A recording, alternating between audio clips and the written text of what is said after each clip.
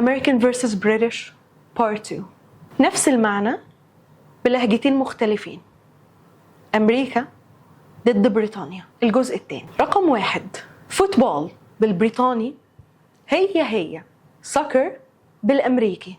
الاتنين معناهم كرة القدم، بس الأمريكان بيقولوا فوتبول على كرة القدم الأمريكية. رقم 2، trousers بالبريطاني هي pants بالأمريكي. وخلي بالكم إن pants بالبريطاني ليها معنى تاني خالص. رقم 3، holiday بالبريطاني هي vacation بالأمريكي. الاتنين معناهم أجازة. رقم 4، chips بالبريطاني هي fries بالأمريكي. عشان كده الفيديو اللي فات لما قلنا إن crisps بالبريطاني هي chips بالأمريكي، لأن chips بالبريطاني هي الفرنش فرايز بالأمريكي.